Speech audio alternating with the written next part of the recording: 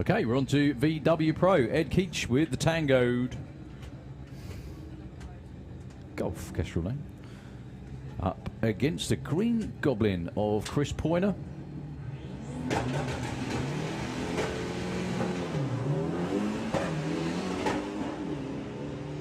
Oh, wonder what's fallen off of Ed's car. Bit of exhaust or a glove, not quite sure actually. 13 breakouts that time for the Green Goblin. 12.53 for Ed.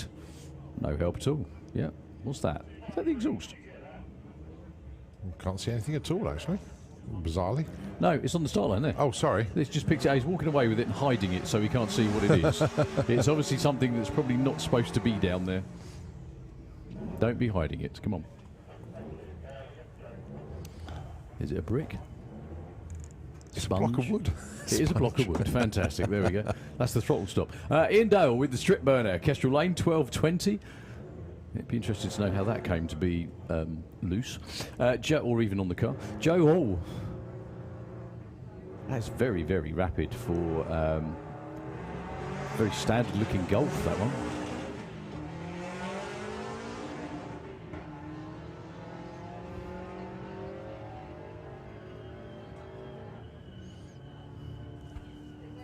$12.25, nicely done actually. Ian Dale moves up to number 4. Joe Hall gets bumped back 1 spot because he broke out. Right, just a bit of an update for you. This is VW Pro. Be followed by Comp Bike and Supergas 850 Bike and Outlaw Flat 4. Then we're going to slot Top Fuel and Funny Car in. So they're going to move them up the order slightly, and I'm guessing that's due to conditions. Temperature. Yeah.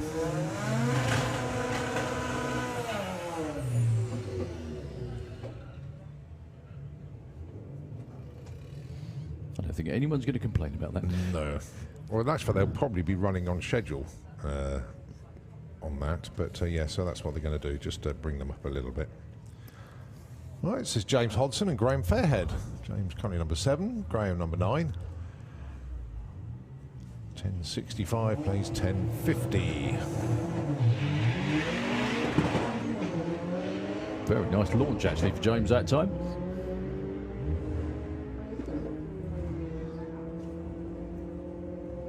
$10.78, 11.33, so no help for either of them. So Graham stays 9 and 2 spots ahead is James. Be interested to know what's done to these 2 cars as well, whether they're actually, I don't think they're standard by any stretch, are they? Like 12s and 11-second dial-ins for road-going Golfs. I think Abby's is remapped. I don't quite know about Danielle's one though. And then Luke will tell us.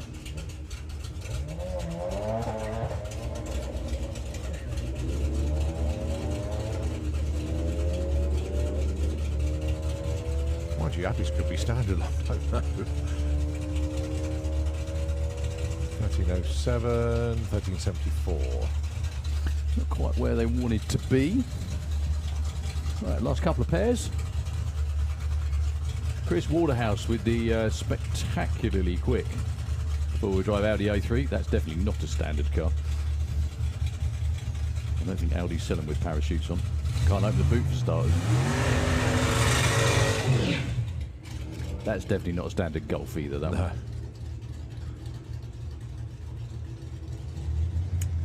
Jake Fronda with the Golf van from Southampton. I think it's a big block Ford in there, is that right? It is, yeah. It is. Absolutely spot on. Not only an interesting choice for all of the car, but the power plant as well. It does have a bit of a space hopper look to it though, doesn't it? You know what I mean? The way it wobbles around on the rear tyres, but it's very cool all the same. Chris Waterhouse goes 9.93 at 1:41. I do believe that could be his quickest run ever. Stays number 1. Jake Fronda, though, goes to number 5 with 11.29 on a 16 at 116 miles an hour. I think they're nailing it down.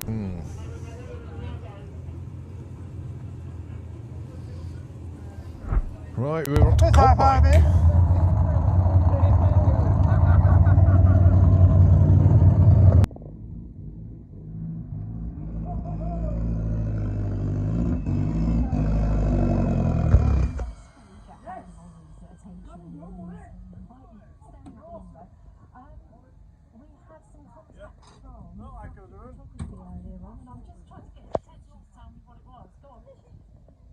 It's like someone's getting used to this. That'll do, that'll do. That'll do, Luke. Doing a good dialing as well on that. That's all about. 0-3 up. Got a smile on his face. What'd you run? What data say? We lost something on the start line though. What do you lose?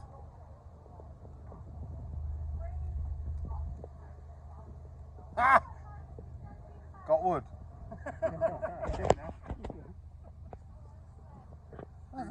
Crew chief forgot to remove the jacking block when he let the car down. Jammed on the front engine man bolts. Nice. That must have made it cause a bit of a look. Probably a bit. You and Mark all was amused, he laughed about it.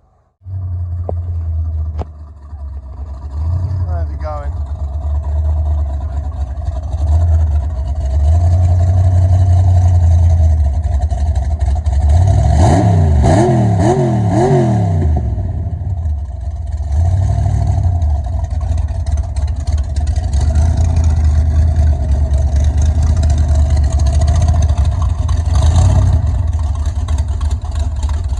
He ain't getting out there now.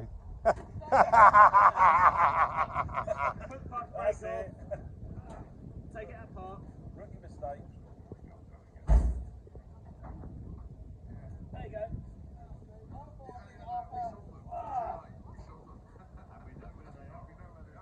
Put it apart. Happy with that? That's it. Yeah? Put it apart. Yeah. And there's no oil anywhere. Can't find anything. Is there any left in the engine? Oh no. That's even better then. Rookie error. Well done.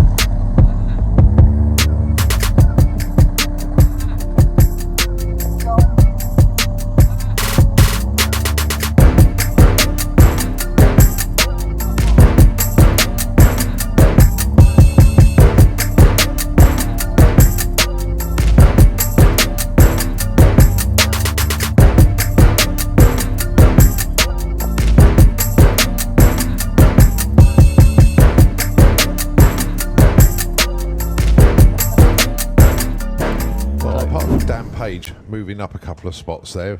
Nobody managed to hit the ground running properly on that one. On to VW Sportsman, their final qualifying session. This is Nigel Gregg and Hazel Carter. They are 12th and 8th respectively. So dialing class, so 1565 for the Audi and 1460 for the Passat.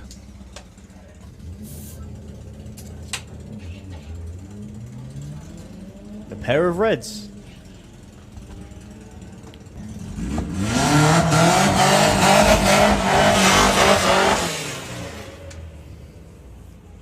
So they won't improve.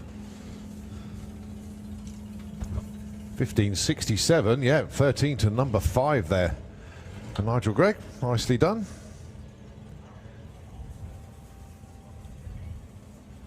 Right, Polly Judge and Steve Metcalf. Polly, 1641. Steve, 1643.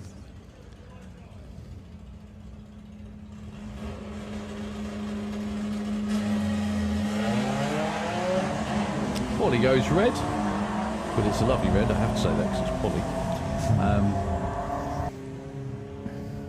Right, I can see Richard Tunstall down there, going back on the golf buggy. Whose job was it to switch the tune from 890 to 990?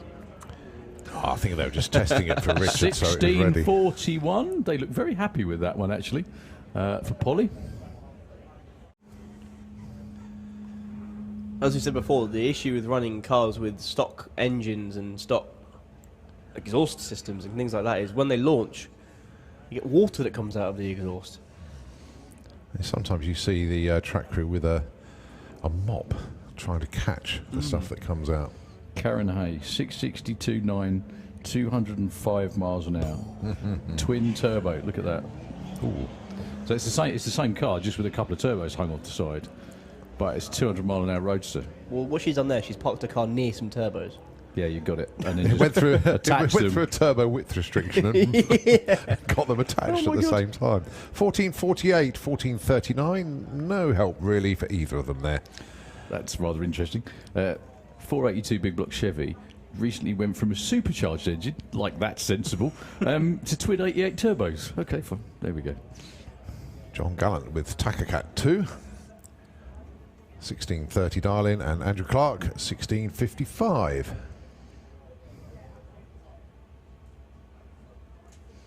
Now, when Ashley drove this car in Sportsmania TN, in fact, when Andrew drove it in this class last round, it ran a 19 and a 23. But they've stuck with the 1655 dial-in, so I wonder if they know more than we do. That's normally the case. I would say just about everyone does. Apart from you. I just don't want it. Well, if 1630 is the ET in the Kestrel lane, it won't be a 1655 in the other one, will it? Nowhere near, actually. Oh, John Gallant breaks out again. 1628, a little bit too quick. And Andrew Clark goes 20.59 on a 1655. Definitely something up with that. There's no way that should be going 46 miles an hour. No. It's actually slowing to 46. It's doing 52 at the 8. So, the centre pipe exhaust Lupo of Reese Finney. 1682, Kestrel side the racetrack. And into Slick Tricks Lane, Paul Robinson, current number 4 qualifier champion from last year, actually.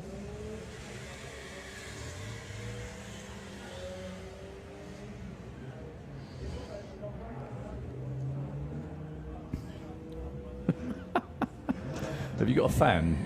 Is that what it is? Steve Cassisi. Yeah, I was going with the fan part till he started blowing kisses. Deary me.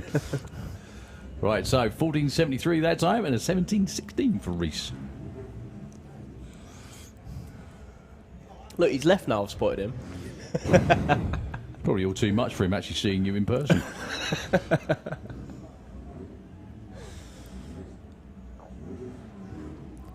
So, Tom Circuit and Bruce Harvey. 1850 and 1768 are the dial-ins. Bruce currently number 3. Tom, 23. We have more jets behind the tower as well for your viewing pleasure. You lovely souls that have stuck with us the whole day. I do like the name of Bruce's car. Called the Greenpeace because it's a diesel. 1775, nicely done. Breakout on the other side for Thomas, though. So John Crawford with the Dennis Priddle tribute scheme on the Golf. 1569. In Slick Tricks Lane. Yeah, he's down at 15 at the moment. Slightly off his usual highly qualified pace. Against Nigel Gregson, who is 7.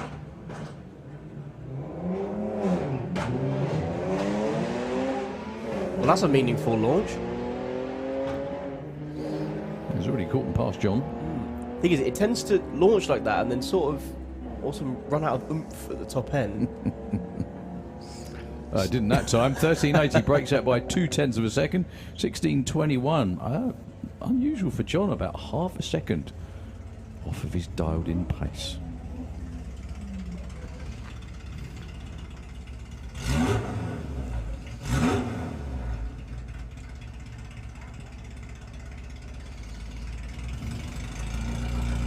So Phil Jones and Jerry Sadler.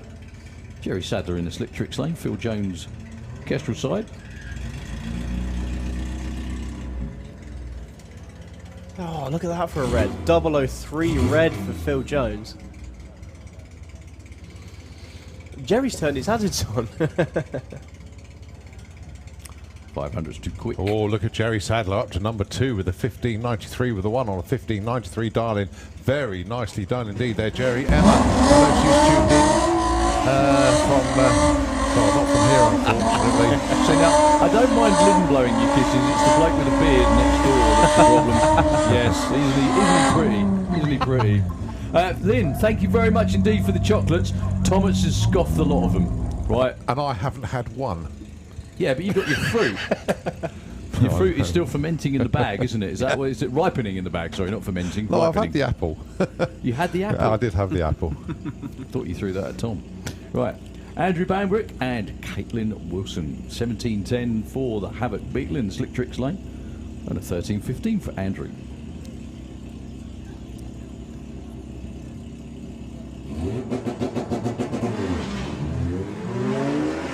It's another example of leaving before the green light is actually on and still going green. Yeah, it looked like she moved way before, actually. Speaking to Caitlin, because obviously she's gone from driving a junior dragster to this, and the junior dragster is actually faster than this. Really? Yeah. Moves up to number 9 with that 1715 on 10. That's a bit more like it.